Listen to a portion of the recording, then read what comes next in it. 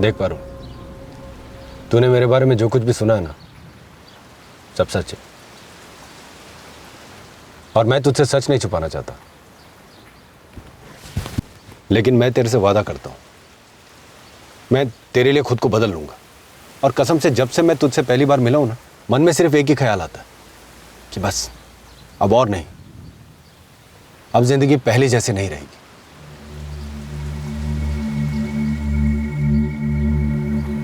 काश के हम पढ़ सकते कि दूसरों के दिमाग में क्या चल रहा है। काश के जो नजर आता है वही मन में हो। काश किसी के छुपे मकसद को हम जान सकते। काश, हालांकि ये मुमकिन नहीं।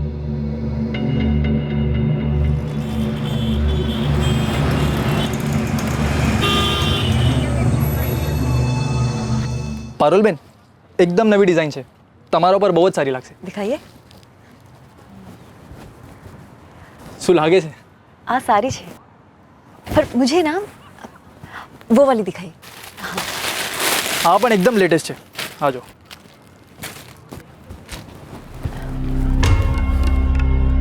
देख, तेरे को जो भी पसंद है, जितना भी पसंद है ले ले, ये मत सोच कितने का है, ठीक है? विनोद, अब आप आ गए हैं तो आप बताइए ना कौन सी साड़ी खरीदूं। पारुल, मेरे को क्या समझेगा ये सब साड़ी वाड़ी, ये सब तू ही देख ले। वैसे भी तू तो जो भी पहनती है तेरे पे अच्छा ही लगता है। मैं बाहर पान की दुकान पे खड़ा हूँ, तो ये सब देख ले। हाँ, दिखा देना।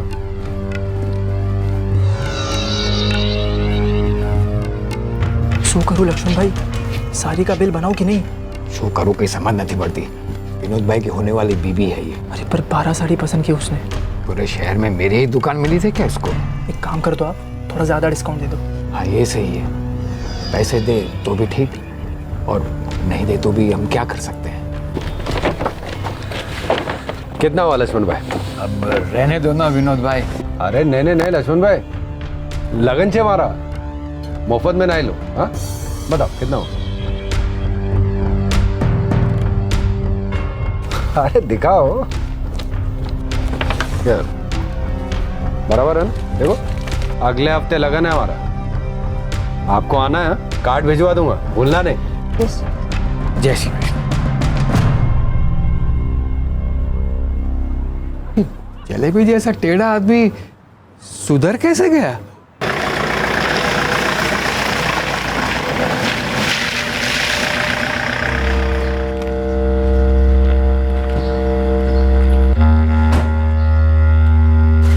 जय श्री कृष्ण बा। जय श्री कृष्ण। बा, ये देखिए कितनी सारी साड़ियाँ खरीद के लाई हूँ। सरस छे ना? हाँ। विनोद भाई, ए कार्ड मस्त है। आ जाओ विनोद भाई, मुझे ये बहुत पसंद आया। अरे यार, ये सब हमको क्या समझेगा, ये सब दुल्हन को दिखाओ, वही बताएगी। हाँ? पारुल, इन सब कार्ड में से एक सबसे अच्छा वाला कार्ड चलो।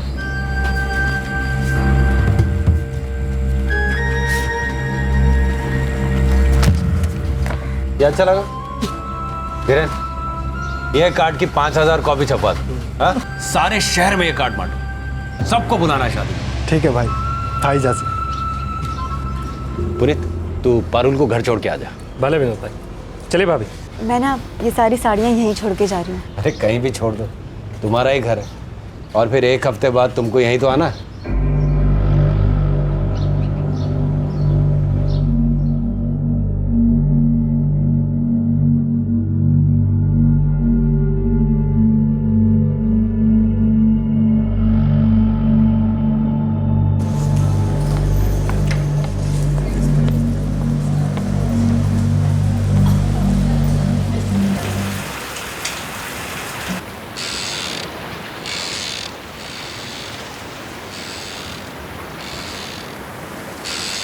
कोकिला, पारुल ने फैसला सोच समझ के तो किया है ना? इन्हें खबर है वो क्या कर रही है।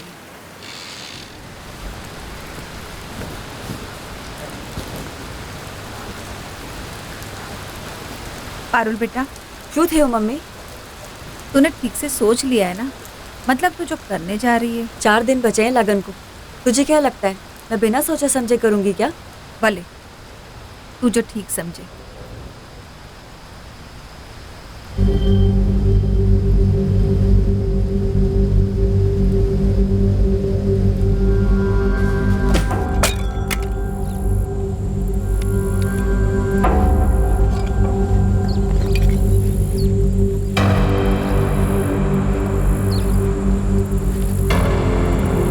इससे हमला मैं करूंगा। तू ये ले विलास, माजी को तू पकड़ना और कंदर तू पारुल बहन को पकड़ना। ठीक है। पर फूल जी, थारी खबर तो पक्की छे ना? मतलब वो घर में अपनी माँ और पारुल के साथ अकेला मिलेगा ना? अरे खबर पक्की छे। उनके आदमी मोरी कनल गांव गए हैं शादी के कार्ड बांटने। हम आज ही रात में उन सबको निपटा देते हैं। एक तरफ जोरों से शादी की तैयारी चल रही थी, दूसरी तरफ एक कत्ल की। हमलावरों के पास शादी वाले घर में हो रही हर घटना की सही जानकारी थी।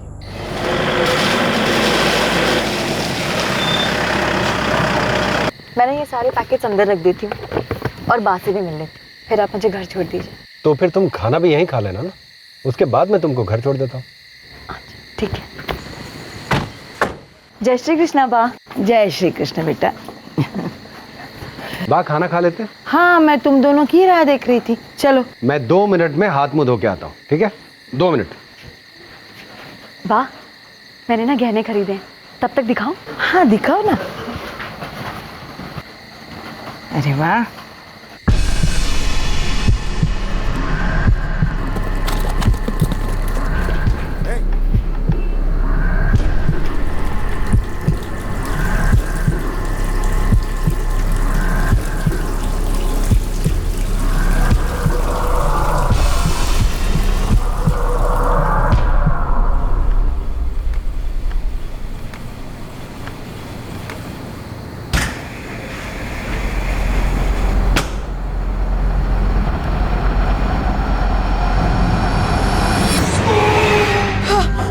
विनोद,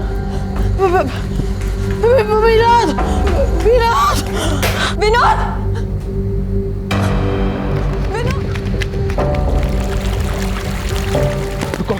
यहीं फेंक दो।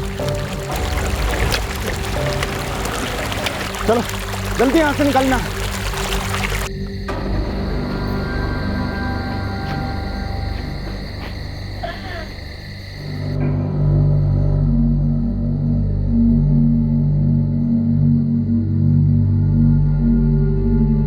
मैं विनोद का बीच का भाई धवल चौहान हूँ। विनोद हमारा सबसे छोटा भाई था। जब ये सब हुआ तब पारुल यहाँ विनोद और बा के साथ में थी। 3 लोग थे, उनमें से 2 ने मुझे और बा को पकड़ा, बोले अगर आवाज की तो जान से मार देंगे। तीसरा अंदर गया। कुछ देर बाद जब वो बाहर आया तो तीनों भाग गए। जब मैं अंदर आई तो देखा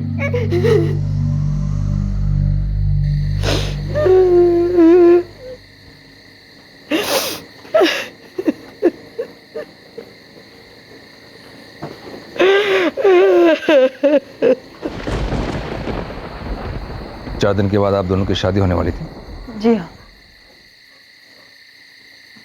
हम आज ही शादी के गहने लेकर आए। खाना खाने के बाद वो मुझे घर छोड़ने जाने वाले थे। आपने उन दिनों का चेहरा देखा? उनके चेहरे ढके हुए।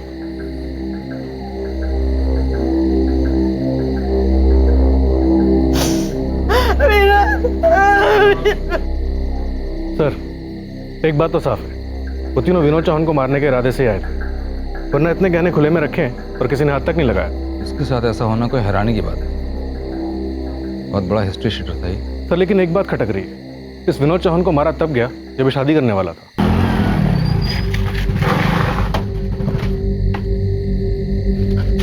विनोद भाई! विनोद भाई!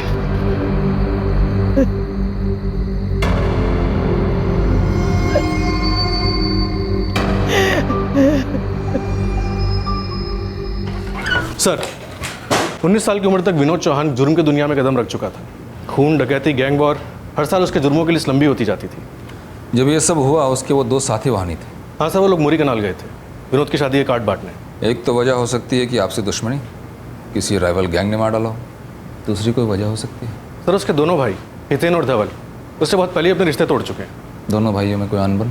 सर, वो दोनों ही अलग रहते हैं और दोनों खेती करते हैं। राम नाम सत्य है, राम नाम सत्य है, राम नाम सत्य है, राम नाम सत्य है, राम नाम सत्य है, राम नाम सत्य है, राम नाम सत्य है, राम नाम सत्य है, राम नाम सत्य है, राम नाम सत्य है, राम नाम सत्य है, राम नाम सत्य है, राम नाम सत्य है, राम नाम सत्य है, राम नाम सत्य है।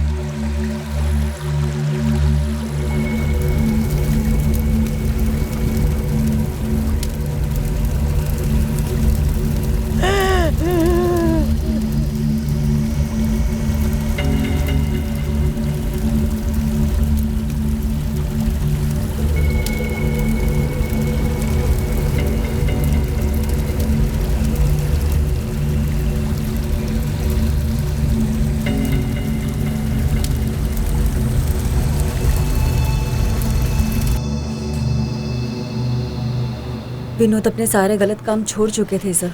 अब इतनी आसानी से भी ये सब काम नहीं छोड़ते। 21 साल तक खून खराबा, एक्सटॉर्शन, मर्डर करने के बाद सिर्फ उसके कहने भर से रातों रात ये चीज़ें गायब नहीं हो जाएंगी। अगर उन्हें किसी से खतरा था भी तो भी उन्होंने मुझे कभी इस बारे में कुछ नहीं बताया। आपका कहने का मतलब है कि आपको पता ही नहीं था कि विनोद कितना नामचीन गुंडा है, उसके ऊपर कितने एक्सटॉर्शन और मर्डर के केसेस चल रहे हैं। जब मैं उनसे पहली बार मिली थी तब मैं नहीं जानती थी कि वो क्या करते हैं। ये सब मुझे उनसे मिलने के बाद पता चला। कब मिली थी पहली बार? कुछ महीनों पहले। अब विनोद चौहान इतना भी अनसुना नाम नहीं है जिसके बारे में किसी को पता ना हो। शहर के सारे दुकानदार उसके नाम से थर थर कांपते थे, और आप कह रही हैं आपको पता नहीं था। मैं नहीं जानती थी उनके बारे में ये सब, लेकिन जब पता चला तब उन्होंने मुझसे ये वादा किया था कि वो ये सब काम छोड़ देंगे। मैं तेरे से वादा करता हूँ, मैं तेरे लिए खुद को बदल लूंगा। घर बसाने से पहले उसने सारे बुरे काम छोड़ने का फैसला ले लिया था। जी हाँ। जुर्म वाला आती तो एक वजह है इसकी। आपके हिसाब से और कोई वजह है इस मर्डर की? मने खबर न थी। धीरेन, पुनीत, तुम दोनों विनोद के दो हाथ थे, एक दायां एक बायां। मैं मानने को तैयार नहीं हूं कि तुम दोनों के इस हमले की कोई खबर नहीं थी। उस रात चुपचाप दोनों निकल लिए। साहब, हम लोग विनोद भाई के लगन का निमंत्रण बांटने मौरी कनाल गए थे। और जो थोड़ी पन खबर होती ना सर कि विनोद भाई के साथ ऐसा कुछ होने वाला है, तो हम लोग कभी उनको अकेला नहीं छोड़ते। ऐसा कैसे मान लो कि तुम दोनों को पता ही नहीं था? विनोद भाई ने सारे गलत काम छोड़ दिए थे। वो तो घर बसाने की बात कर रहे थे। तुम चाहते हो कि मैं तुम्हारी बात पे यकीन कर लूं? सच यही है सर, विनोद भाई अपनी बात के बहुत करीब थे और आखिर उन्होंने अपनी बात की बात मान ली। बेटा तू जे करे छे ना बराबर करे छे। ऐसा कितने दिन चलेगा? मैं भी थक चुका हूं बा। मुझे भी अब एक अच्छी जिंदगी जीनी है। पहले खेती बाड़ी करते थे ना, बस वही करूंगा। पुनीत, धीरेन, देखो अगर तुम लोग चाहो तो मुझे छोड़ सकते हो, क्योंकि मैंने अब सोच लिया कि मैं किसी हथियार को हाथ नहीं लगाऊंगा और सारे गलत काम बंद कर दूंगा। विनोद भाई, हम हमेशा आपके साथ रहें और आगे भी रहेंगे। आप जो भी काम करेंगे हम आपके साथ हैं। विनोद भाई इतनी आसानी से नहीं छोड़ेंगे आपको। और ऐसा क्या था जिसने विनोद जैसे आदमी को संत बना दिया? प्यार? हाँ साहब, विनोद भाई पारुल भाभी से बहुत प्यार करते थे।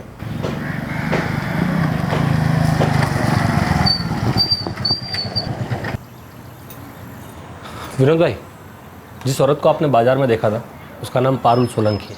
शादीशुदा है क्या? पति को छोड़ चुकी है। आनंद मिस्त्री नाम है उसका, किराने की दुकान है उसका। एक बेटा भी है आनंद से उसका।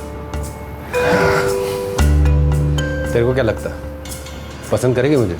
कर से नहीं विनोद भाई, और बात करवा मैं શું વાંધો છે? अभी वो अपने मायके बोर पा रही है। मैं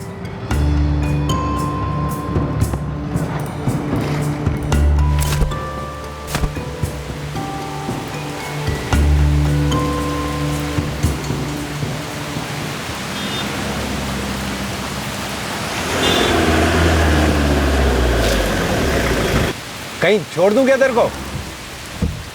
क्यों? वो तुम इधर खड़ी हो बस स्टैंड पर, बारिश हो रही है तो मैं उस तरफ जा रहा हूँ। शायद तुम भी उधर ही जा रही होगी ना? मुझे घोड़पड़ जाना है। घोरपड़ जाना है?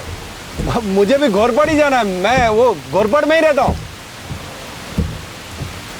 अरे डरो मत, मैं कोई बुरा आदमी नहीं हूँ।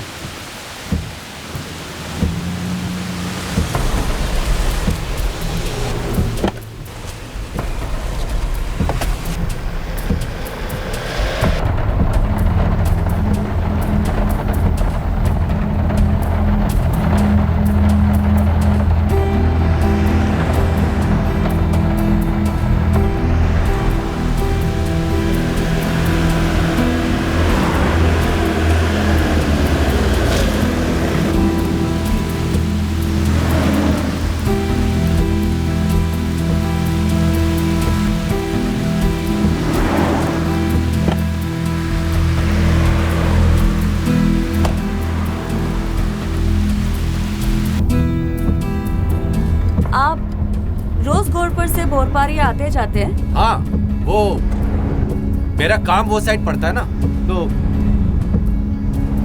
और आजकल तो घोरपड़ से भोरपारिया जाना अच्छा लगने लगा है।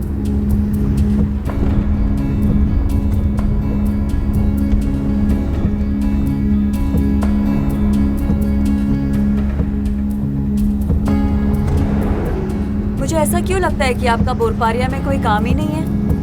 काम तो कुछ नहीं है। तो फिर आप रोज क्यों आते जाते हैं? ये सब क्या सिर्फ इसलिए कि मैं आपके साथ रोज सफर कर सकूं? यही वजह है ना?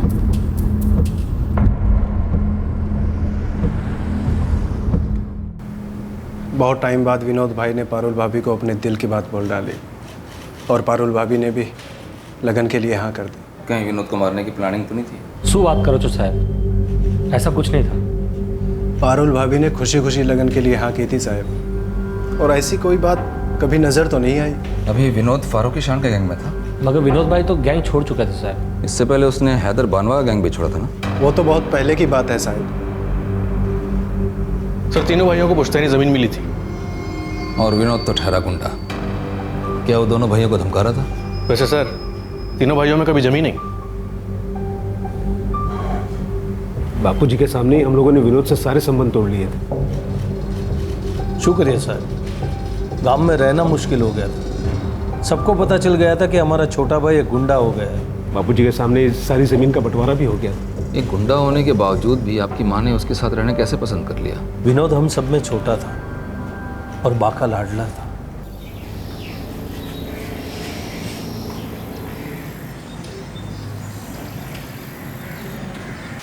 एक तरह से अच्छा ही हुआ कि लगन नहीं हुआ। पारुल का फैसला एकदम गलत ही था। उसकी ज़िंदगी का फैसला वो ले साहब, मुझे क्या, मुझे कोई फ़र्क नहीं पड़ता है। हमारे बीच सब ख़त्म हो चुका था। हमने एक दूसरे को तलाक भी दे दिया था साहब। उसने तुम्हें और तुम्हारे बेटे दोनों को छोड़ दिया? पर सच कहूँ तो साहब उसका गलती नहीं है। मतलब हम दोनों में कभी बनी ही नहीं, ये तो होना ही था शायद। गलती दोनों का नहीं है, पर कभी कभार आपको लगता है ना कि सब ठीक है, ठीक होता नहीं है। विनोद चौहान को जानते हो? हाँ। पारुल ने जब उससे शादी का फैसला किया, सुन के तुम्हें धक्का नहीं लगा? धक्का क्या साहब, मेरी तो जैसे मति गूंग हो गई थी। कुछ समझ में नहीं आ रहा था कैसे वो किसी गुंडे मवाली के साथ शादी कर सकती है। तो रोका क्यों नहीं उसे? समझाया उसे? नहीं, हमारे भी बातचीत बंद हो चुकी थी। मतलब हम छुट्टा छेड़ा के लिए अर्जी दिए थे 8 महीने पहले। 1 महीने पहले छुट्टा छेड़ा हो गया, तो उसके बाद शादी का कार्ड देखा मैंने, मुझे भी भेजा था। क्या करता, हंस के टाल दिया बस। तुम्हारा बेटा? नहीं, वो नहीं संभल पाया अभी तक। पारुल के जाने के बाद बस ऐसे गुमसुम सा रहता है। जीरे बाप बेटे बस दोनों। तुम्हें नहीं लगता कि विनोद ने पारुल को ज़बरदस्ती इस रिश्ते में फंसा के रखा हुआ था?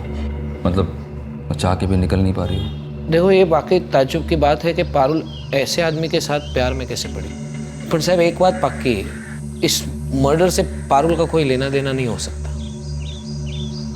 पारुल ऐसी नहीं है ऐसा। वो एक जाना माना मुजरिम था।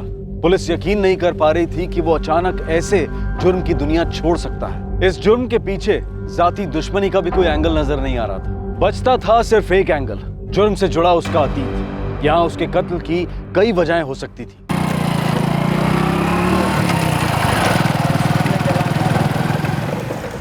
साहब, ये 3 लोग जो मर्डर किए थे, कुछ पता नहीं कौन थे, लेकिन एक बात तो पक्की है कि वो हैदर बानो या फारूकी शान की गैंग के नहीं थे। तो कोई जाति दुश्मनी हो सकती है क्या? नहीं साहब, ये किराए के खूनी लगते हैं। किसने दिया होगा उन्हें काम? साहब, ये सब पता करने के लिए थोड़ा पीछे जाना पड़ेगा। 2 साल पहले ये हैदर बानवा की गैंग का सबसे खास आदमी था। तब इसने रौनक कपाड़िया नाम के एक ज्वेलर को दिन दहाड़े गोली मार दी थी।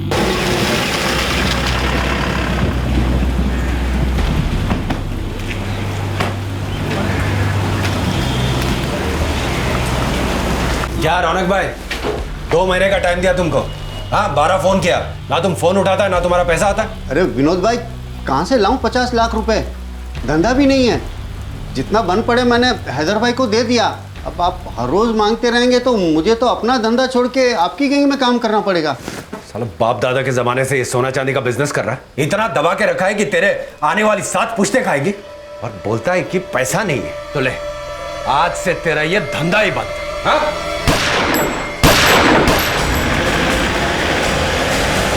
रौनक कपाड़िया मर गया, आशीष गुस्से से पागल हो गया, लेकिन उसने खंडानी को पैसे दे दिए थे आगे का खून खराबा रोकने के लिए। तो क्या ये आशीष अपने बाप के खून का बदला ले रहा है? अब बाप के खून का बदला कौन नहीं लेना चाहेगा? सबकी नाक में दम कर रखा था इसने। हैदर बानवा खुद इससे परेशान था, तभी उसकी गैंग छोड़ के फारूक की गैंग में चला गया, और साल भर पहले इसने वडोदरा में 2 और लोगों को टपकाया।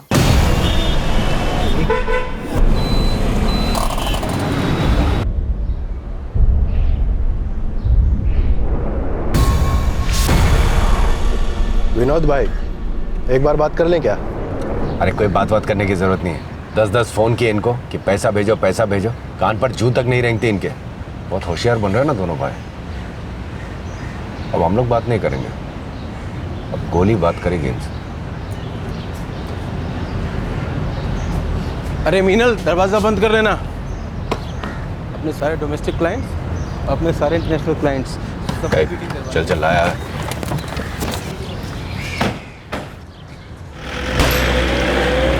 सांगवी भाइयों का कंस्ट्रक्शन का काम था। ये विनोद चौहान अपना सारा काला धंधा छोड़ना चाह रहा, कहीं इसलिए तो इस पे वार नहीं हुआ? हो भी सकता है। वैसे भी जो दुश्मन थोड़ा भी कमज़ोर पड़े तो सामने वाला हथियार उठाने से चूकता नहीं है। यही होता है इस धंधे में। साहब, ये खून खराबा विनोद चौहान जैसे लोगों का काम है। मैं एक सीधे साधा धंधे वाला हूँ। अपने बापू के खून के बाद उनका धंधा संभाला है, और मेरा सारा समय इसी में निकल जाता है। उसने जो तुम्हारे साथ किया उससे तुम्हें धक्का तो बहुत लगा होगा। साहब, जिसके सामने उसके बापू का खून हो जाए उसे भूल तो नहीं पाएगा। मेरी आंखों के सामने गोली मार दी थी मेरे बापू को। तो तुम चाहते ही होगे कि विनोद चौहान जैसा आदमी मारा जाए। मुझे इस बात का जरा भी दुख नहीं है कि विनोद मारा गया, लेकिन साहब मेरा घर बार है, धंधा है, ये बदला लेना मेरे बस से बाहर है। सर, आशीष के कॉल रिकॉर्ड्स और कॉन्टैक्ट से ऐसा कुछ नहीं लगता इस केस में उसका कोई हाथ होगा। और बड़ौदा के सांगवी, उनका कोई हाथ हो सकता है? सर, वो दोनों ही कमाने वाले थे। दोनों के पीछे छोटे बच्चे हैं, और दोनों की बीवियां किसी तरह से अपनी गृहस्थी संभालने में लगी हुई हैं। मुझे नहीं लगता उन लोगों को ही हाथ होगा। विनोद ने रौनक कपाड़िया को तब मारा जब वो हैदर बानवा के ग्रुप में था। सांगवी ब्रदर्स को तब जब वो फारूकी शान के ग्रुप में था। सर, उसका इन दोनों गैंग्स को छोड़ना उसके खून की वजह हो सकता है। वो जुर्म की दुनिया छोड़ना चाहता था, और हो सकता है इन दोनों गैंग्स को उसके इस फैसले से कोई खतरा महसूस हो। उसके ऊपर ऑलरेडी संघवी और रौनक के मर्डर केसेस चल रहे थे, और संघवी के मर्डर केस में उसे 6 महीने पहले ही जमानत मिली थी। मुझे भी लगता है ये दोनों गैंग्स कहीं ना कहीं से इसमें शामिल हैं। वो तीनों लापता हमलावर, कोई नहीं जानता वो कौन है, कहाँ छुपे। सर, मुझे लगता है हमें इन दोनों गैंग से पूछताछ करनी चाहिए। मुझे भी ऐसा लगता है। हो सकता है वहीं से कोई सुराग मिले।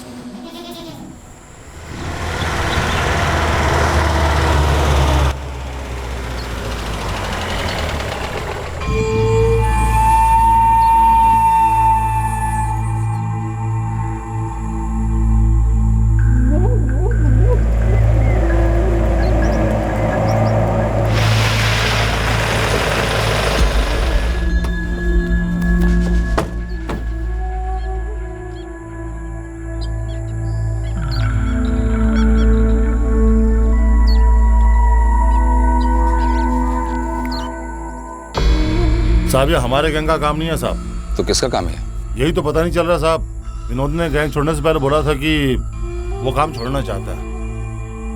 दुश्मनी की बात तो तब होती जब वो खुद का गैंग बनाने की बात करता। हो सकता है तुम्हें ऐसा लगा हो कि कहीं वो वापस हैदर बानवा के गैंग ज्वाइन ना कर ले। नहीं साहब, हैदर और मेरे भी समाधान हो चुका है साहब। हम लोगों ने अपना अपना इलाका बांट लिया है। अब वो अपने इलाके में काम करता है, हम लोग अपने इलाके में काम करते हैं। अब हमारे बीच में कोई भी लफड़ेबाजी, कोई खून खराबा नहीं होता है साहब। वो 3 हमलावर कौन थे? साहब हमने पूछताछ की थी, पर ये पेशेवर लोग नहीं लगते हैं साहब। तुम्हें कैसे मालूम? साहब अब हमारा भी खबरी नेटवर्क होता है, कहाँ क्या चल रहा है सब ध्यान रखना पड़ता है। काम में भले हाथ ना हो पर नजर तो रखनी पड़ती है ना साहब। अब अगर ये जाने माने लोग होते तो कब की जानकारी मिल जाती। ये सुपारी लेके टपकाने वाले लोग नहीं है साहब। सही कह रहा है फारूक, मांडवली हो गई है हमारे बीच, एरिया बांट लिए हम लोग। तो विनोद चौहान को किसने मारा? जिसको उसके मरने से फायदा था। किसे उसके मरने का फायदा है?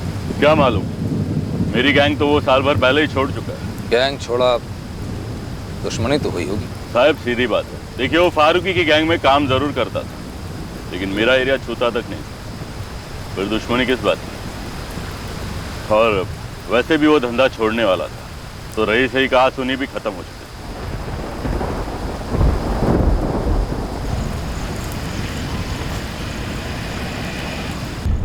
किसको फायदा हो सकता है इसकी मौत से? और ये कोई गैंग्स की दुश्मनी का मामला भी नहीं है और ना ही किसी की जाती दुश्मनी का मामला लगता है। 3 लोग, न किसी गैंग का हिस्सा, न कोई पेशेवर मुजरिम, कोई क्रिमिनल रिकॉर्ड भी नहीं है इनका। ऐसे गायब हुए खून करके कोई सुराग भी नहीं है इनका सर।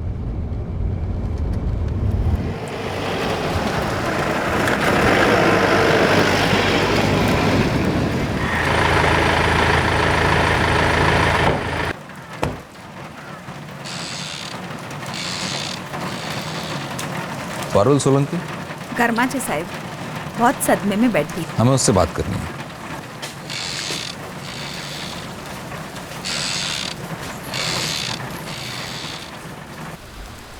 कुछ याद आ रहा है आपको? कुछ भी जिससे हमें उन्हें पहचानने में मदद मिले।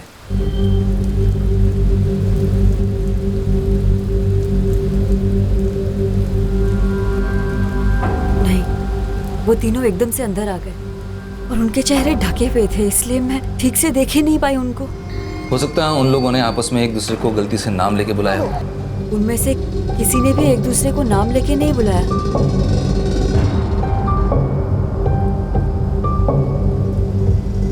जो पारुल ने देखा मैंने भी वही सब देखा। विनोद ने जब जुर्म की दुनिया को छोड़ने का फैसला किया, उसने कुछ बताया आपको कि उसकी जान को खतरा हो सकता है? वो किसी से डरता नहीं था, उसे पता था उसकी जान खतरे में है। डर तो मुझे लगा रहता था साहिब कि वो जो काम करता है उसका नतीजा अच्छा नहीं हो सकता। आखिरकार वही हुआ। 10 बार बुला के आप अपने वही सवाल बार बार हमसे पूछेंगे, जिनका हमारे पास सिर्फ एक जवाब है, जो कि सच है। अगर हमें ज़रा भी पता होता कि विनोद भाई के साथ कुछ भी होने वाला है तो कसम खा के कहते हैं हम वहाँ से हिलते तक नहीं। हाँ साहब, हम दोनों विनोद भाई के लगन की तैयारियों में लगे हुए थे। अगर ज़रा भी भनक होती तो हम लोग विनोद भाई को कभी अकेला नहीं छोड़ते सर। और हाँ सर, विनोद भाई भी कच्चे खिलाड़ी नहीं थे, उन्हें भी इस बारे में कोई भनक नहीं लगी हो। 3 लोग जिन्हें अच्छी तरह से पता था कि विनोद कब घर पर अकेला होगा और कब तुम दोनों उसके साथ नहीं होगे। घर पे सिर्फ 2 औरतें थीं। हैरानी की बात तो यह है कि जो खुद ऐसे मर्डर्स प्लान करता था उसका मर्डर भी उसी तरीके से हुआ। किसी की बुरी नज़र लग गई साहब विनोद भाई, वरना जब वो गैंग में थे तो किसी माइके लाल की हिम्मत नहीं थी उन्हें हाथ लगाने की। और जब ये सब कुछ छोड़कर सीधे रास्ते पे चलना शुरू किया तो ये सब हो गया। ऊपर वाला ही जाने साहब क्यों हुआ, किसने किया और किस लिए किया। इस केस में किसी भी तरफ से कोई सुराग नहीं मिल पाया। एक ऐसा आदमी जिसे सब डरते थे, ऐसे मार दिया गया। हो सकता है उसके गुनाहों का ही नतीजा, लेकिन सिर्फ इसीलिए हम इस केस को नहीं छोड़ सकते। इसे सुलझाना तो होगा ही।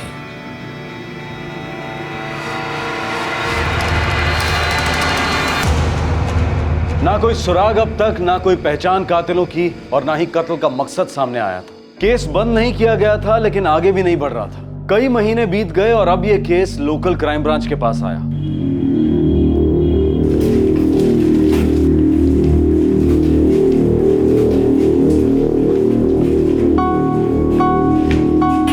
Sir, Vinod Chauhan murder case की फाइल देखिए, कोई सुराग नहीं मिल रहा है। तुम्हें क्या लगता है? सर, सारे एंगल्स की जांच हो चुकी है, कोई भी एंगल छूटा नहीं है। ना ही कोई क्रिमिनल बैकग्राउंड का मामला है और ना ही कोई पर्सनल दुश्मनी है। अभी तक ये पता नहीं लगा है कि वो 3 लोग कौन थे और कहां से आए थे।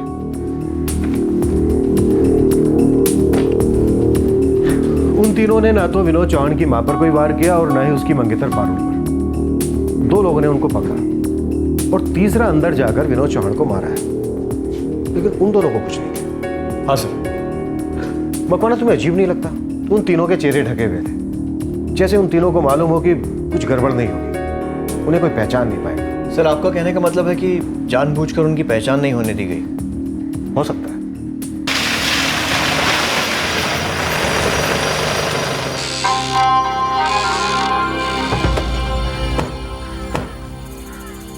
पारुल यहाँ नहीं है साहब। कहाँ गई है? वो अपने पहले पति आनंद मिस्त्री के घर वापस लौट गई।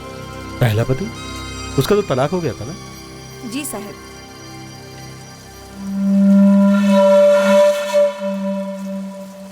जी नहीं साहब, वो उसकी भूल थी। अपने पहले पति के घर वापस लौटना? जी नहीं साहब, विनोद चौहान से लगन तय करना। पारुल हमेशा से ही ऐसी गलतियां करती आई है। तो पारुल अपने पहले पति के घर है, हमें उससे वहीं मिलना है।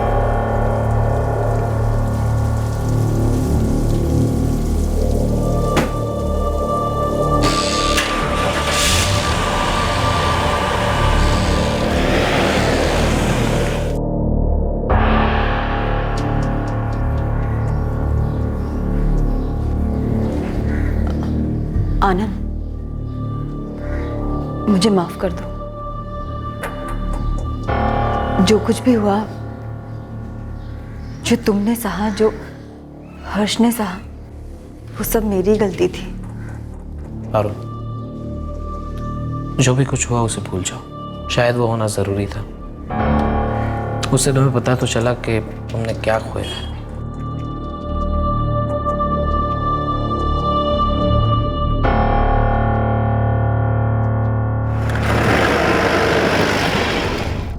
कुछ ना कुछ तो ऐसा है जो अभी तक सामने नहीं आया है। कोई छुपा मकसद, कोई हिडन एजेंडा है इस खून के पीछे जिसे बड़ी सफाई से छुपा दिया गया है। सर, मुझे इस केस में पारुल सोलंकी पर सबसे ज्यादा शक है। कुछ है उसके बारे में जो वो छुपा रही है। मुझे भी ऐसा ही लग रहा है। उन लोगों ने पारुल को कोई नुकसान नहीं पहुंचाया, उसे ऐसे ही छोड़ दिया। कोई ना कोई वजह तो है इसके पीछे।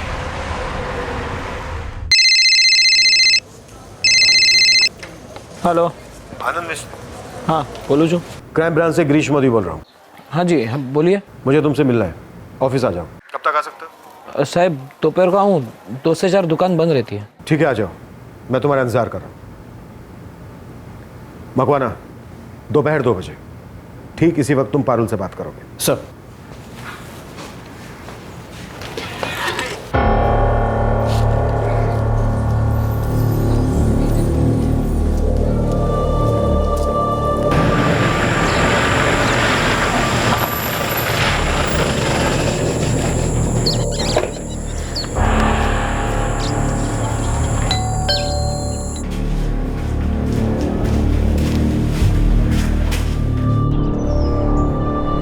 मैं बहुत परेशान थी,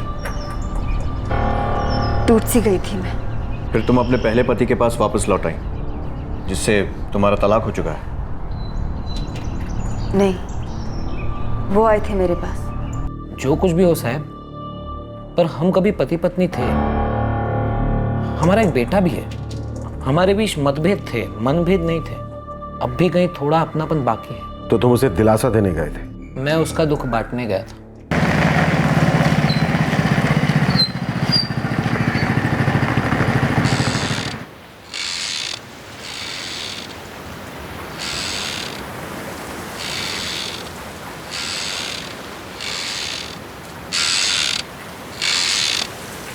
पारुल केम छे बा? वो उदास है, सदमे में बैठी है।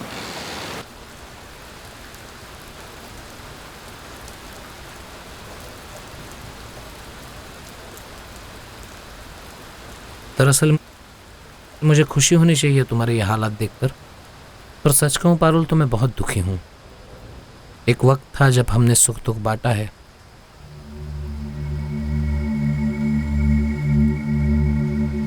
मैं पहले ही तुमसे ये कहना चाहता था कि तुम्हारा विनोद के साथ लगन ठीक नहीं है। विनोद जैसे इंसान के साथ तुम पूरी जिंदगी नहीं जी सकती, पर कह नहीं पाया। तुमने भी तो जैसे ठान सी ली थी। मैं अंदर से टूट चुकी थी आनंद। मैं अपना जीवन जीना चाहती थी। तुम्हारा जीवन भी तुम्हारे साथ था, तुम्हारा जीवन साथी भी तुम्हारे साथ था। तुम ही चली गई। हर्ष अभी तक ये स्वीकार नहीं कर पाया है कि तुम जा चुकी हो। वो अभी भी तुम्हें याद करता है।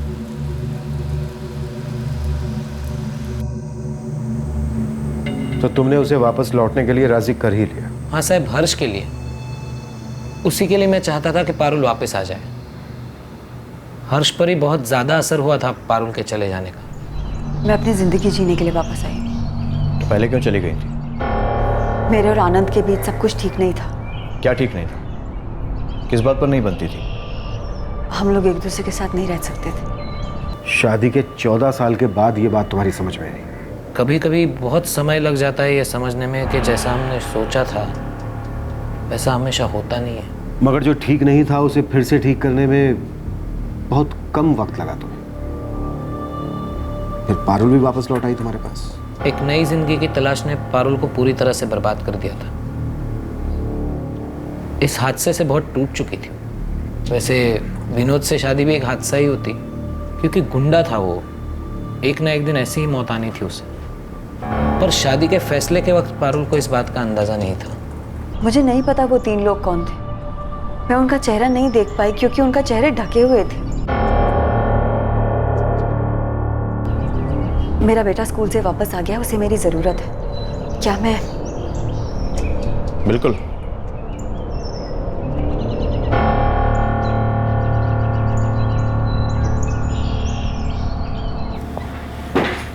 आनंद मिस्त्री, क्या पारुल ने ही विनोद को मरवाया है? कैसी बातें कर रहे हैं साहब? पारुल एक सीधी सादी सी औरत है जो गलत रिश्ते में फंस गई थी बस। लेकिन वो कभी किसी को मरवा नहीं सकती साहब। बाप, अब तो हम में से किसी एक के साथ रहो। यहाँ अकेली कैसे रह पाएगी आप? इतन बेटा, धवल बेटा, मैं यहाँ ठीक संभाल लूंगी सब। वाह, अपनी उम्र देखो, नहीं रह पाओगी। विनोद के साथ रहने की तुम्हारी हमेशा से जिद रही है, ये जानते हुए कि वो कैसे गैर कानूनी और उल्टे सीधे धंधे करता था। लेकिन अब तो वो नहीं रहा बा। अब तो हमारे साथ रहो। मैं यहाँ ही ठीक हूँ। विनोद गलत था, हमेशा से गलत था। मैं उसे बदल नहीं पाई। हार गई मैं, हार गई। आप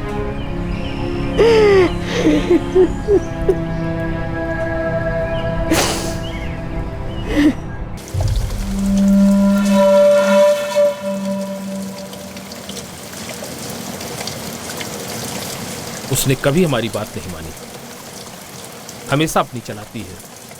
अब तो कुछ समझ जाए, जिंदगी में जो हो रहा है उसे माने और अपनी जिंदगी संवारे।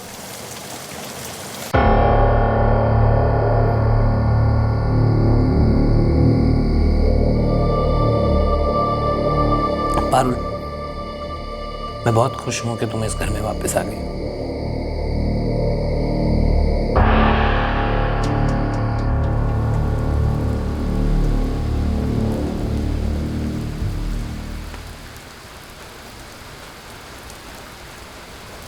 दो लोग पारुल और आनंद अलग होते हैं। पारुल विनोद के साथ रिश्ता जोड़ती है, विनोद मारा जाता है। उसके बाद पारुल वापस आनंद के पास लौट आती है। इस सब में से किसी साजिश की बुनी आती? मतलब दोनों के अलग होने का कोई खास मकसद था? जानबूझकर तलाक लिया गया। विनोद चौहान से पारुल का प्यार भी एक सोचा समझा कदम था, ताकि विनोद प्यार में पड़ जाए और उसे मार दिया जाए। हो सकता है ऐसी कोई साजिश हो। कहीं छोड़ दूं क्या तेरे को? मैं तेरे लिए खुद को बदल लूंगा। मन में सिर्फ एक ही ख्याल आता कि बस अब और नहीं। मकवाना, ये पारुल और आनंद की हिस्ट्री निकलवाओ। हर छोटी बड़ी बात पता करो। मुझे लगता है इस बार जरूर कुछ हाथ लग गया। क्या सचमुच कोई साजिश थी? कुछ था इनके बीते कल में? विनोद की मौत के बाद पारुल का ऐसे अचानक अपने पहले पति आनंद के पास लौट आना पुलिस को बहुत संदेहजनक लग रहा था। जिसकी हत्या हुई उसका इतिहास जुर्म से भरा था, लेकिन उसकी हत्या में किसी गैंग का शामिल ना होना यह पुलिस को बहुत अजीब लग रहा था।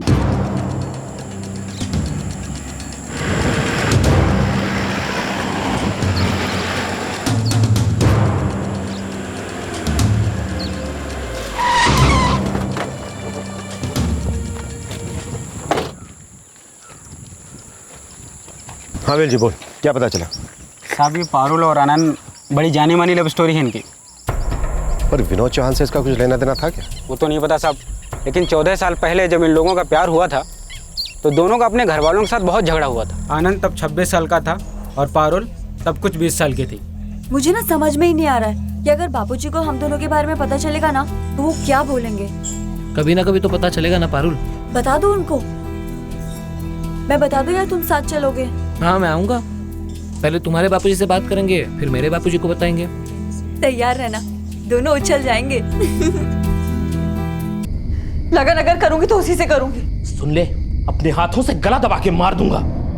तूने इस बारे में सोचा भी तो? इतनी मेहनत करने की कोई जरूरत नहीं है। अगर मेरा लगन उससे नहीं हुआ ना तो अपने आप को मार डालूंगी मैं। बहुत जबान चलाती है। मेरी इज्जत मिट्टी में मिलाई ना तूने तो सोच ले, मैं भूल जाऊंगा कि मेरे कोई बेटी भी है। हाँ तो शू बोले छे पारुल बेटा, हमेशा बड़ों के खिलाफ जाना जरूरी है क्या? हमेशा अपनी मनमानी करेगी? मम्मी, अगर तू और बाबूजी मेरी बात मान लोगे ना तो मुझे अपनी मनमानी करने की जरूरत ही नहीं पड़ेगी। अरे उस लड़के से रिश्ता करके बिरादरी में हमारी नाक कटवाएगी क्या? और इस रिश्ते के लिए उस लड़के के घर वाले भी राजी नहीं होंगे, तू देख लेना।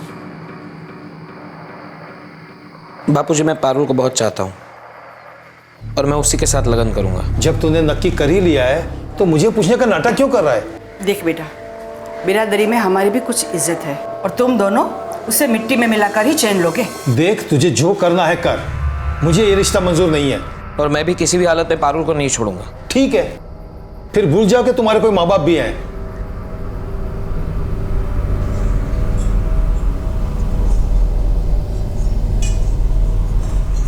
आनंद, ऐसे गुस्सा करके क्या होगा? कुछ ना कुछ तो सोचना ही पड़ेगा ना। पता है पारुल, अब हमें वही करना होगा जो हमको ठीक लगे। मतलब हम हमारे माँ बापूजी के विरुद्ध जाएंगे? अगर हम ऐसा करते हैं तो वो फिर कभी हमारा मुंह नहीं देखेंगे।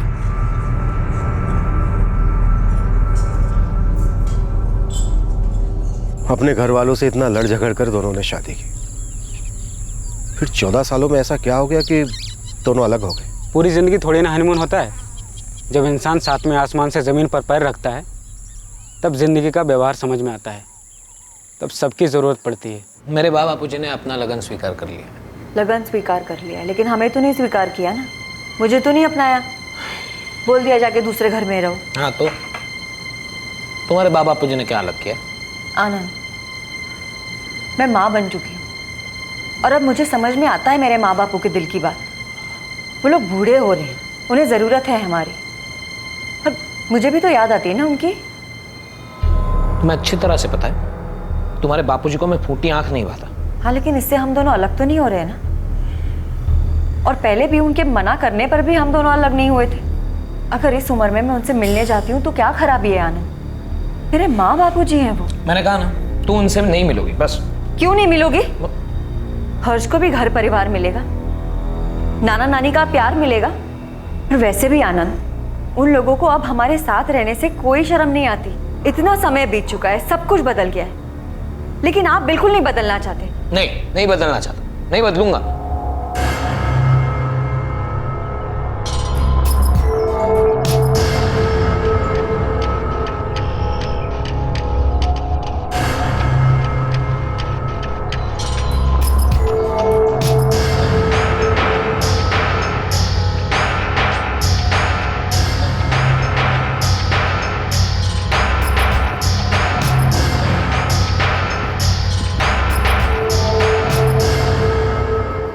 मैं जा रही हूँ। कहाँ? इस घर से दूर। घर से दूर मतलब? तुमसे दूर। मैंने तुम्हारे लिए मेरा घर छोड़ा, बाबा जी को छोड़ा, तुम्हारे साथ ये घर बनाने के लिए। मैंने भी वही सब किया था आनंद। सब कुछ छोड़ छाड़ के आई थी यहाँ मैं तुम्हारे साथ। और ऐसे ही छोड़ छाड़ के चली भी जाओगी? मुझे तलाक चाहिए। मैं तुम्हारे साथ नहीं रह सकती अब, बस। ठीक है, जाओ। मैं भी नहीं रहूंगा तुम्हारे साथ, लेकिन एक बात याद रख, मैं तुम्हें हर्ष को ले जाने नहीं दूंगा। वो मेरा बेटा है। पर इन सब में विनोद चौहान बीच में कहाँ से आ गया? साहब, पहले आनंद और पारुल ने तलाक की अर्जी दी, फिर पारुल विनोद चौहान से मिली, उसने तलाक होने का इंतजार किया, फिर शादी की तैयारी शुरू हो गई। कहानी बस इतनी सी है या कुछ और भी है जो हमें पता नहीं चल रहा? सर, अब तक हम वो कड़ी नहीं ढूंढ पाए हैं जिससे ये पता चले कि क्यों शादी से बस 4 दिन पहले विनोद चौहान का खून हो गया। नहीं साहब, जहाँ तक हमें याद है पारुल या आनंद के घर वालों से हमारा कोई लेना देना नहीं था। जबकि पारुल और विनोद के लगन की बात हमें बहुत देर बाद पता चली, जब वो फैसला कर चुके थे तब। ये छोटा शहर है, जब पारुल और आनंद की लव मैरिज हुई तो बिरादरों में बहुत हल्ला मचा था, सबको पता तो होगा। अरे साहब, कुछ बातें घर की 4 दीवार के बाहर आती ही नहीं है, भले ही चाहे कोई बिरादरी के बाहर जाकर कुछ करे। हम उस वक्त थोड़ी खुसर पुसर हुई थी, लेकिन इतना भी नहीं कि शहर भर को पता चल जाए। अब तो बोलते बोलते जबान भी थक गई है साहब। जरा भी खबर होती कि ऐसा कुछ होने वाला है तो विनोद भाई के साथ होते हम लोग। क्या ऐसा भी हो सकता है कि विनोद पारुल को बहुत पहले से जानता हो, पारुल और आनंद के अलग होने के पहले से? कुछ ऐसा हुआ हो कि कोई पुरानी वजह झगड़ा बन गई हो? क्या पारुल और आनंद के अलग होने की असली वजह विनोद था, या फिर कोई और वजह थी पारुल की विनोद से इस तरह से बदला लेने की? नहीं साहब, ये क्या बात कर रहे हैं आप? जहाँ तक हम लोगों को मालूम है, विनोद भाई तो पारुल भाभी को जानते भी नहीं थे। जमानत में रिहा होने के बाद ही वो पहली बार पारुल भाभी से मिले थे। इसके पहले उन दोनों के बीच में कुछ भी नहीं था सर।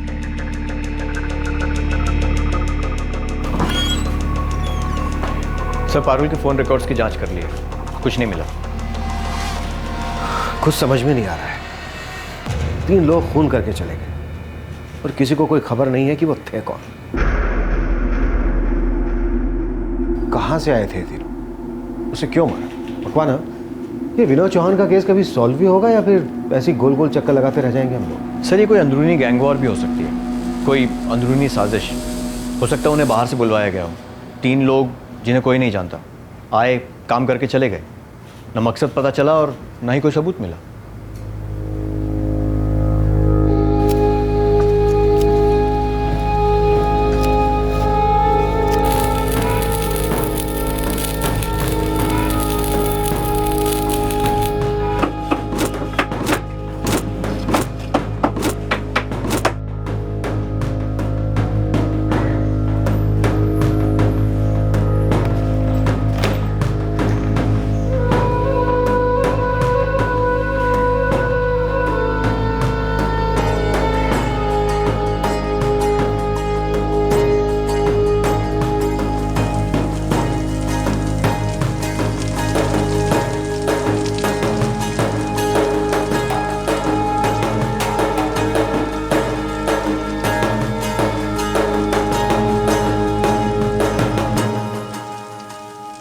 क्या ये केस ऐसे बिना सुलझे ही रहने वाला था?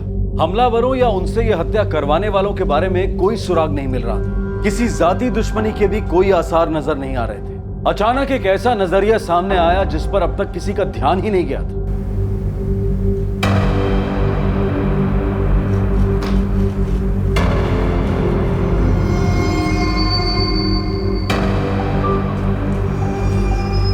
जो कुछ भी हो साहब, पर हम कभी पति पत्नी थे। हमारा एक बेटा भी है। हाँ साहब, हर्ष के लिए, उसी के लिए मैं चाहता था कि पारुल वापस आ जाए। एक नई जिंदगी की तलाश ने पारुल को पूरी तरह से बर्बाद कर दिया था।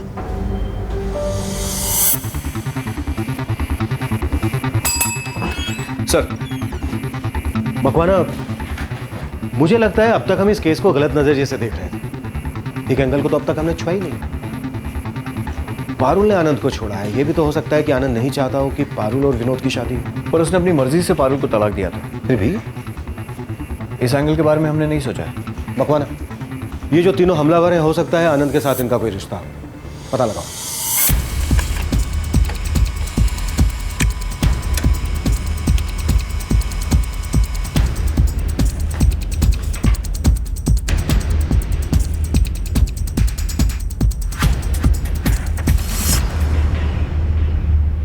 सर, आनंद की पारुल से कई महीनों तक कोई बात नहीं हुई है। कोई ऐसे कॉल रिकॉर्ड्स भी नहीं है जिनसे उस पर शक हो। बल्कि अगर आनंद ने इस खून की साजिश की होती तो हमें उसके कॉल रिकॉर्ड्स में कोई सुराग ज़रूर मिलता, उन खूनियों को किए गए कॉल्स खून के पहले या खून के बाद में। लेकिन यहाँ पर खून से 2 दिन पहले और 3 दिन बाद तक आनंद ने अपने फ़ोन से किसी से भी कोई भी बात नहीं की।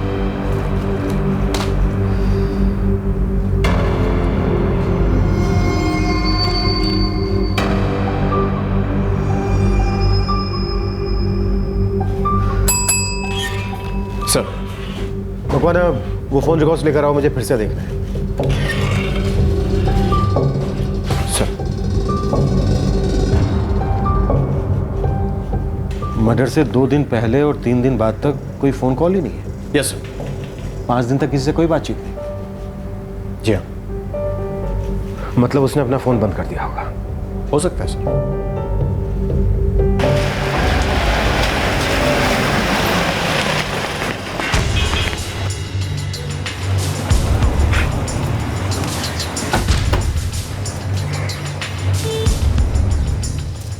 मुझे पारुल और विनोद के लगन का कार्ड मिला था। उसने पूरे शहर को बुलवा दिया था। लोगों को जैसे बस बातें बनाने का मौका मिल गया था।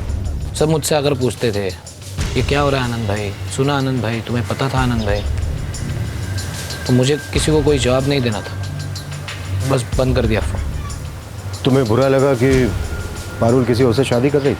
मुझे किसी से बात नहीं करनी थी, किसी को बताना नहीं था हम लोग क्यों अलग हुए। वो झूठ बोल रहा है। उसकी आंखों से साफ पता चल रहा था कि उसे बहुत धक्का लगा था इस खबर से।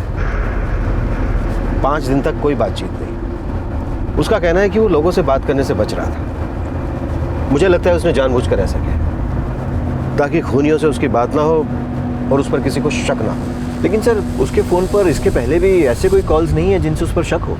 उसने ये सब कुछ बहुत चालाकी से किया होगा।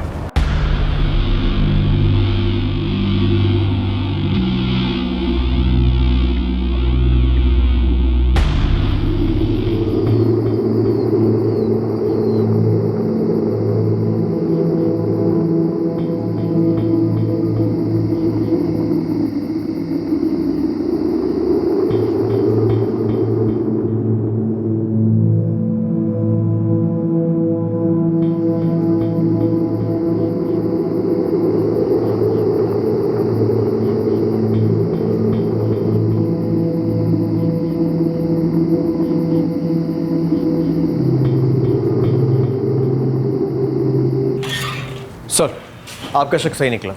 विनोद चौहान के मर्डर से 3 दिन पहले करीब 113 नए सिम कार्ड्स खरीदे गए और उसमें से एक आनंद मिस्त्री के नाम है।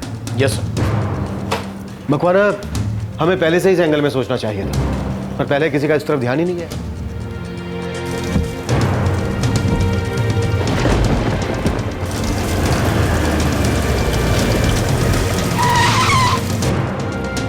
हाँ साहब, ये वही आदमी है जिसने सिम खरीदा था। 100%।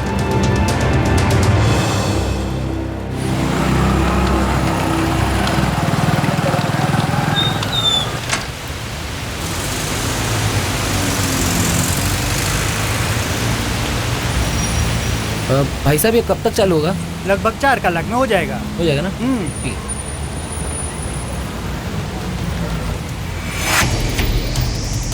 थैंक्स। ठीक है सर। जिन लोगों से आनंद ने बात की उनमें से एक का नाम फुलजी है। ये पास के ननकू गांव में दिहाड़ी मजदूर है। लेके आओ उसे। कहाँ लेके जा रहे हो? अरे मैंने किया क्या है साहब? अरे साहब,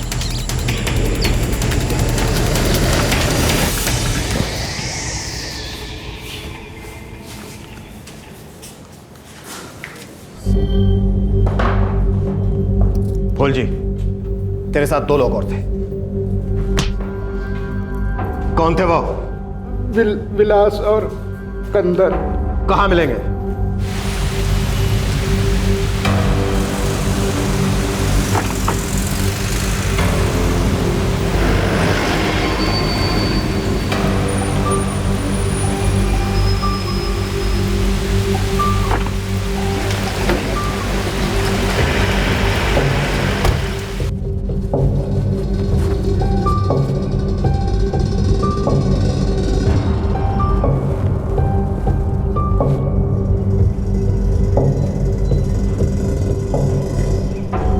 हो?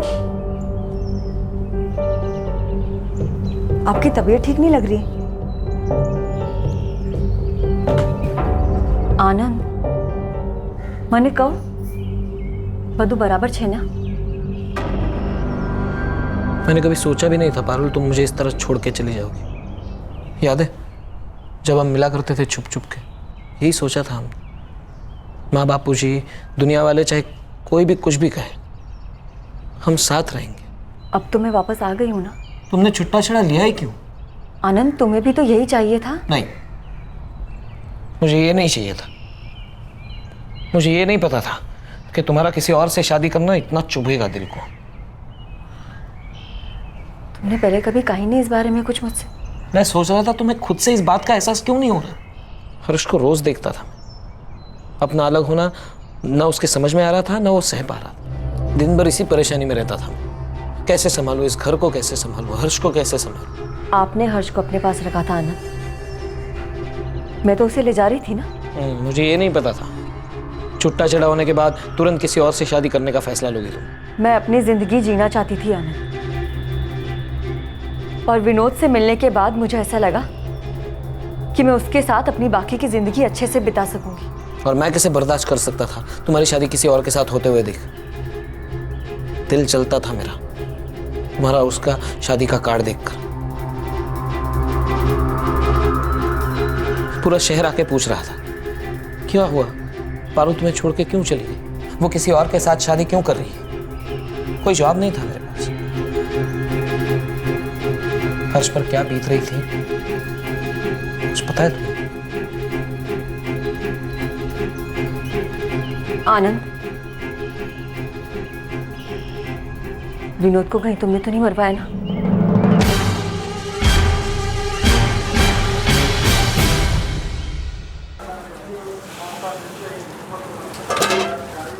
आनंद भाई, आज कोई काम नहीं मिला, पैसे कल दे दूं तो चलेगा? फूल जी, तुम्हें पता है मैं उधार नहीं रखता। आनंद भाई, मैं कहीं भागा थोड़ी ना जा रहा हूँ, कल मैं ज़रूर दे दूंगा।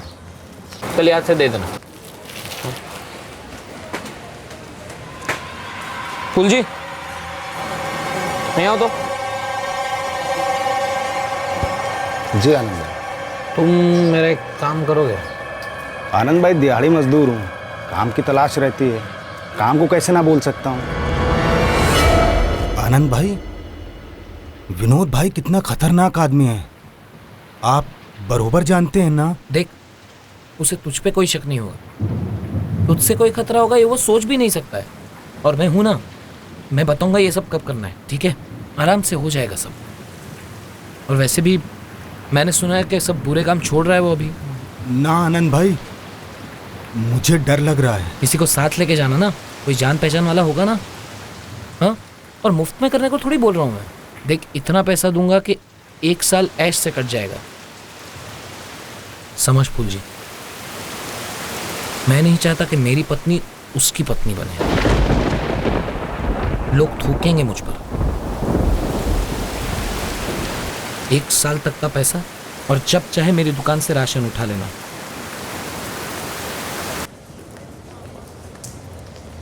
आनंद भाई, ये विलास है और ये कंधर्प है, ये दोनों भी मेरी तरह दिहाड़ी मजदूरी करते हैं। ठीक है, मैं सबको पैसे दूंगा, हाँ?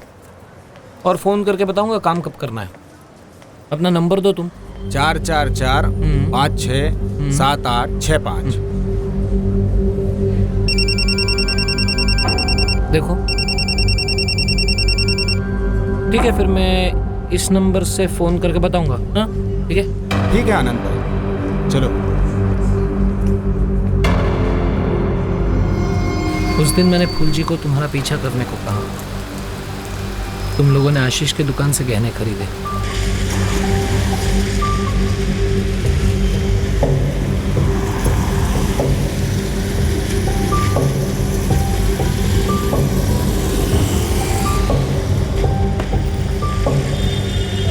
सुन, तू मोरी कनल गांव जाके सबको निमंत्रण बांट के आ जा। भाले विनोद भाई। हाँ? और याद से सबको देना, किसी को मेरी शादी में आने के लिए डर नहीं लगना चाहिए। हाँ? मैंने फूल जी, कंदर्प और विलास को उस रात हमला करने को कहा। हम आज ही रात में उन सबको निपटा देते हैं।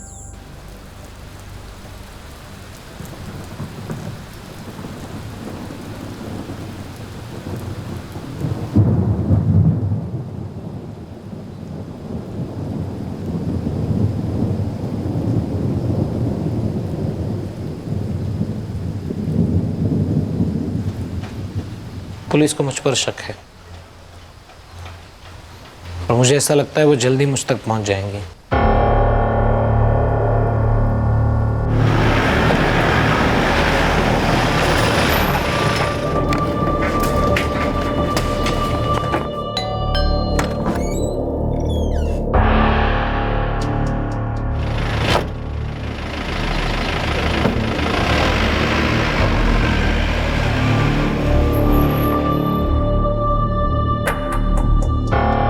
नहीं, पारुल को कुछ नहीं पता।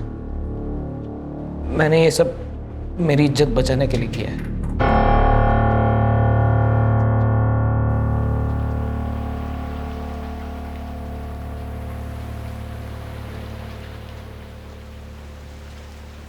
उन्होंने अपनी मर्जी से मुझे तलाक दिया था। मुझे नहीं पता था कि वो मेरी शादी से इतना परेशान थे। तुम दोनों ने हमेशा वही किया जो तुम्हें सही लगा। घर वालों में झगड़े होते हैं, मनमुटाव होता है, मगर घर बार जोड़ के रखना तुम दोनों का काम था। तुम दोनों को आपस में बैठकर सब सुलझाना चाहिए था, तो बातचीत से सब हल हो जाता है। मगर इस बात का क्या मतलब कि क्या करना चाहिए था और क्या नहीं। अब जो भी हुआ, तुझे अपनी बाकी की जिंदगी ऐसे ही गुजारनी है।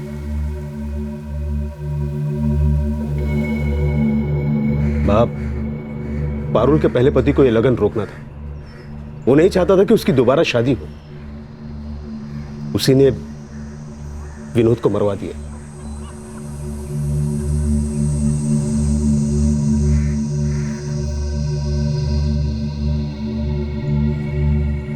मेरे दिमाग में तो ये बात ठीक से जा ही नहीं रही। जब विनोद भाई को प्यार हो गया, लगन करके घर बसाने की बात सोच लिया, ये धंधा छोड़ने की बात सोच लिया, तब मर्डर हो गया। और ये मर्डर पारुल भाभी के पति ने करवाया।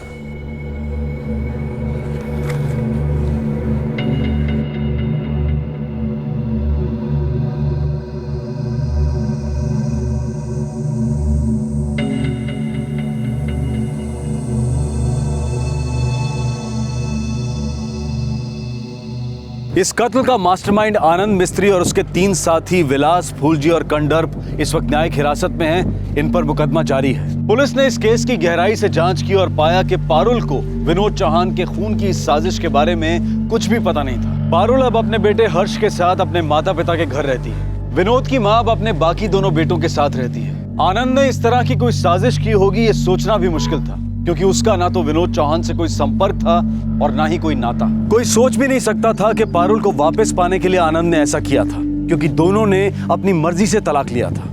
इस केस के दोनों सिरों पर एक प्रेम कहानी थी, एक आनंद और पारुल के बीच और दूसरी विनोद और पारुल के बीच। पर दोनों कहानियों का अंत दुखद हुआ। इंसानी कमजोरी से समझदारी हार गई। ईर्ष्या ने जुर्म का रास्ता अपनाया। आनंद के दिमाग में क्या चल रहा था, क्या मकसद था उसकी सोच में, पारुल समझ ही नहीं पाई। पर सबसे ज्यादा चोट पहुंची एक मासूम बच्चे हर्ष को, जिसने पहले तलाक की वजह से अपनी मां को खोया और अब उसका पिता सलाखों के पीछे है। प्रेम कहानियों और ईर्ष्या के इस जुर्म भरे पेचीदा मामलों के बीच फंसा एक बेकसूर बच्चा। उसके जख्मों की गहराई को कोई नहीं जान सकता था। आपसे फिर मुलाकात होगी क्राइम पेट्रोल सतर्क में एक और नए केस के साथ। तब तक अपना ख्याल रखें, सुरक्षित रहें और याद रखें, सही वक्त सही कदम, सतर्क रहें। जय क्राइम पेट्रोल्स के और भी दिलचस्प कहानी देखने के लिए हमारे चैनल को सब्सक्राइब करें और बेल आइकॉन दबाना न भूलें।